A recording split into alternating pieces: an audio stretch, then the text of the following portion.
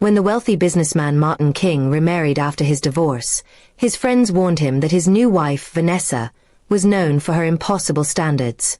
Vanessa was young, beautiful, and elegant, but she carried an air of superiority that made almost everyone feel beneath her. In the first 6 months of their marriage, she went through 7 maids. Each one left in tears, unable to endure her cutting remarks, relentless demands, and unpredictable moods. Vanessa treated the mansion like a palace and herself like a queen. Every corner had to shine, every curtain had to hang perfectly, and every glass had to be spotless. If a maid missed a single detail, Vanessa would point it out with cruel precision. Martin didn't interfere much. He was often away on business trips, leaving his new wife to run the household as she pleased.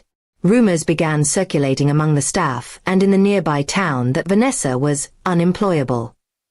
Agencies hesitated to send their best workers to her mansion, afraid of wasting good talent.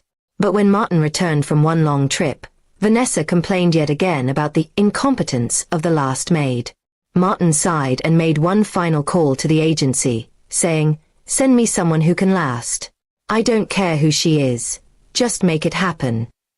The next morning, a tall, confident black woman named Gloria arrived at the gates. She carried herself with calm authority, wearing a simple but neat uniform and a smile that wasn't forced. Vanessa eyed her with suspicion the moment she walked in, already certain she'd fail like the others.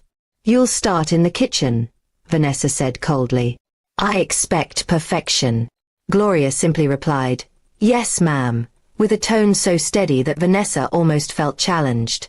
From the first day, Gloria worked quietly but efficiently. She polished the silver, scrubbed the floors, and prepared Vanessa's breakfast just the way she liked it, without having to be told twice. Unlike the others, she didn't flinch when Vanessa made sharp remarks. If Vanessa criticized her, Gloria listened, nodded, and improved without complaint. This calm, unshakable attitude seemed to throw Vanessa off balance. Days turned into weeks, and Gloria remained unfazed. She didn't gossip with the other staff, didn't raise her voice, and never showed irritation. Vanessa tried subtle tricks to unsettle her, moving items around to see if Gloria noticed, making last-minute demands, and even changing her mind about how things should be arranged. Gloria simply adapted, smiling faintly as she carried out each task. Martin began noticing the difference in the household.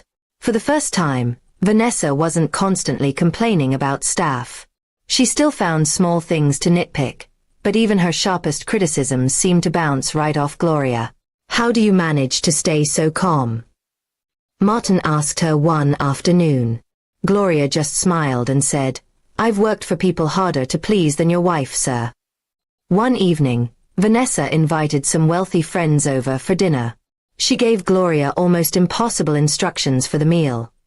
Multiple dishes, all perfectly timed, served at just the right temperature. Vanessa was certain Gloria would fail in front of her guests, giving her an excuse to dismiss her. But to everyone's surprise, dinner went flawlessly. The guests praised the food, the presentation, and even the service.